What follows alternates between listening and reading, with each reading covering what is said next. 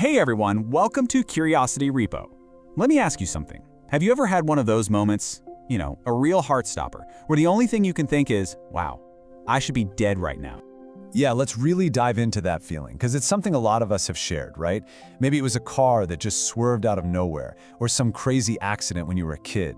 Just a moment of pure, unbelievable luck. I mean, listen to this one.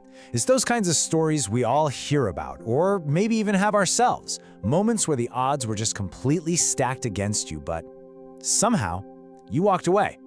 And this is the thing. These aren't just isolated freak accidents. They're surprisingly common. And they all leave you with that same weird, uncanny feeling.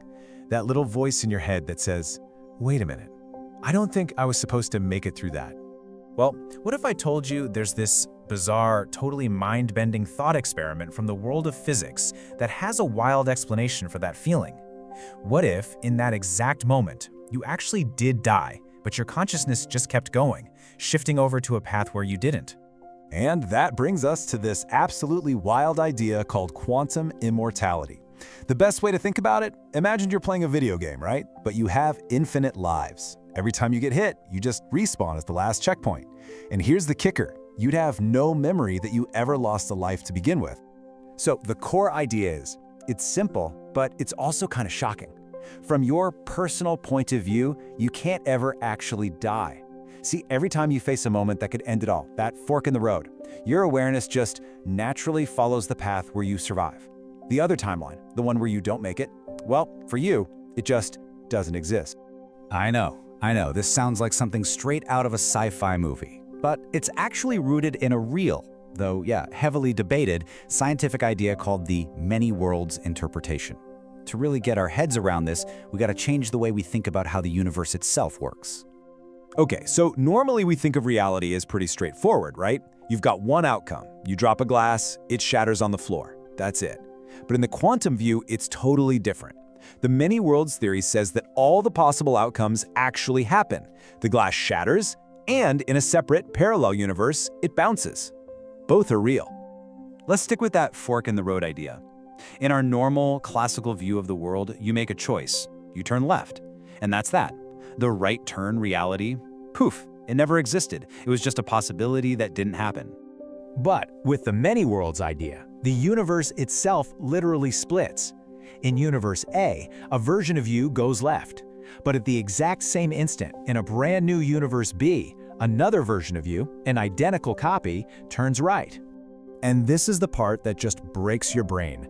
Both of those universes and both versions of you are completely real and just keep on existing.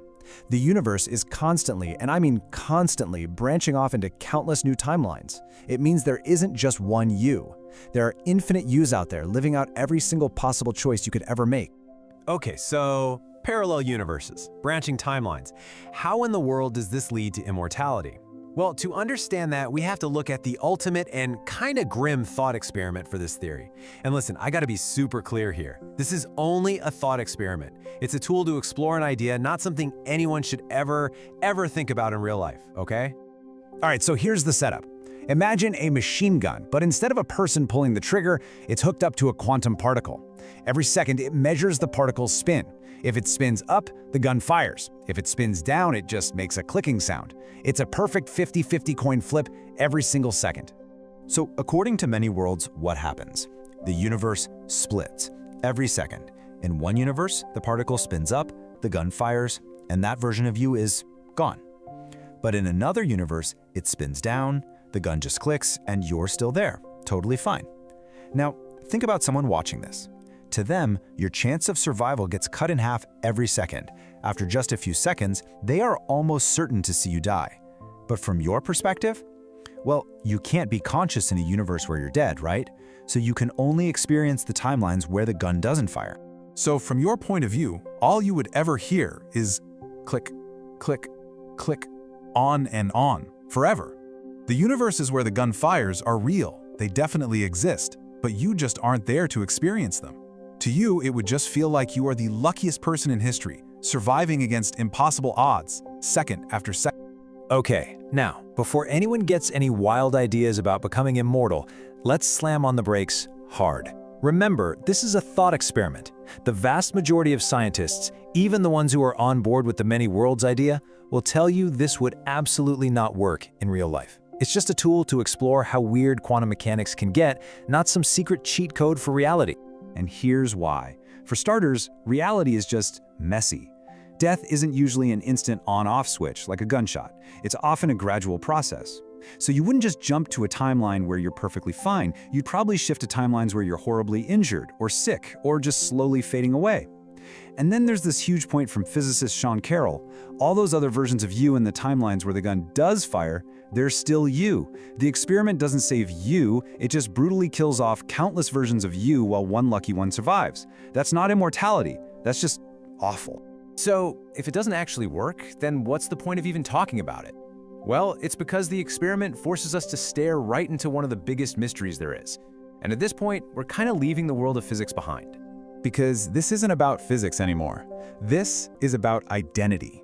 It forces you to ask, what does it actually mean to be you? If a copy of you splits off into another universe and lives a different life, are they still you? What even is this continuous stream of consciousness that we call ourself? And that brings us to the really big final question. Let's go back to that near-death experience you had. What if the theory is true and your consciousness did jump to the timeline where you survived? Since you'd have absolutely no memory of the switch, no memory of the universe you left behind, how would you ever possibly know? And more importantly, would the person who survived still be you? It's a seriously mind-bending idea, right? It connects these huge cosmic concepts in physics with the most personal question we can ever ask ourselves. If you enjoyed going on this journey to the very edge of reality, make sure you subscribe to Curiosity Repo for more. Thanks for watching.